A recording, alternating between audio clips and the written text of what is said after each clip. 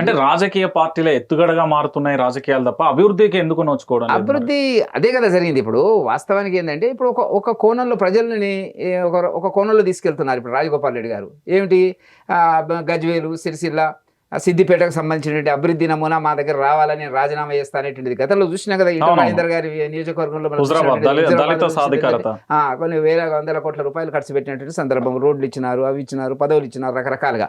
కాబట్టి ఆ కోణంలో టీఆర్ఎస్ ప్రభుత్వం అనుసరించడం కూడా తప్పే.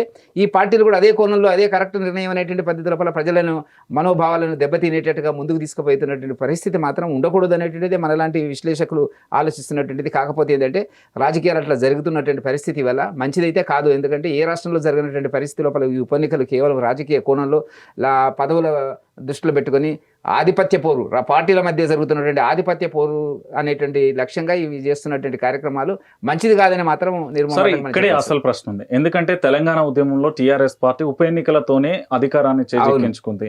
ఇప్పుడు అదే వ్యూహంలో భారతీయ జనతా పార్టీ పోతుంది. ఎగ్జాక్ట్లీ ప్రజల ఆకాంక్షలు నెరవేర్చడానికి ఆనాడు టీఆర్ఎస్, ఎందుకంటే ఆయన జేఏసీలో కోదండరాం నాయకత్వంలో జేఏసీలో ఇచ్చినటువంటి తీర్పు ఏదైతే ఉందో, మరి సందేశం ఏదైతే ఉందో, ఈ ఉమ్మడి సమైక్యత ప్రభుత్వానికి వ్యతిరేకంగా తీర్పు రావాలనేటువంటి దాని కింద ప్రజల మద్దతు లభించాలనేటువంటి ఒక లక్ష్యం చేత రాజీనామాలు చేసినారు, గెలిచినారు, కొన్ని ఓడినారు. ఇవన్నీ జరిగినటువంటిది మన గతంలో ఉద్యమకాలంలో. ఇప్పుడు కూడా అదే పద్ధతి వీళ్ళు తీసుకొస్తున్నటువంటి సందర్భం. ఇప్పుడు ఎందుకంటే దీంట్లో రెండు విషయాలు మనం నిర్మమాటంగా మాట్లాడతారు రంజిత్ గారు. ఒకటి ఏంటంటే బీజేపీ ఉప ఎన్నికలకు చాలా దూకుడుగా వెళ్తున్నటువంటి సందర్భం మనకు కనపడుతున్నటువంటిది. కాంగ్రెస్కు ఉండే స్వతహాసిద్ధంగా సంస్థాపరంగా ఉండేటువంటి ఇబ్బందులు వాళ్ళకు ఉన్నటువంటి పరిస్థితి.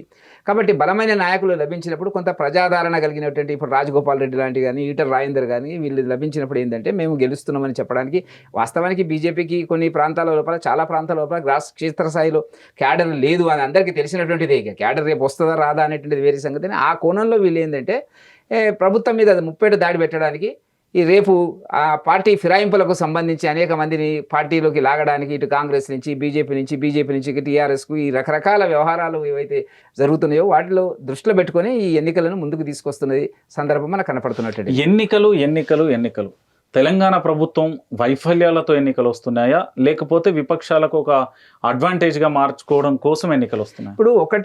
ఇప్పుడు ఒకటి ఇక్కడ మనం గమనించాల్సింది ఏంటంటే టీఆర్ఎస్ ప్రభుత్వం ఎన్నికలకు కోసం ప్రయత్నం అయితే చేయడం లేదు వాళ్ళు వాస్తవానికి. ఇప్పుడు మనం చూసినాం కదా, ఇప్పుడు మనము ఈటల రాజేందర్ గారి ఎన్నిక కానివ్వండి, ఆయన నాగార్జున సాగర్ అంటే చనిపోయినటువంటి వదిలేయండి. కానీ ఎమ్మెల్యే పదవిలో ఉండగా రాజీనామా చేసినటువంటి సందర్భాలు మనకి ఏదైతే కనపడుతున్నట్టు, అదేవిధంగా దుబ్బాక చనిపోతే, రామలింగారెడ్డి గారు చనిపోతే వచ్చినటువంటి ఎన్నిక.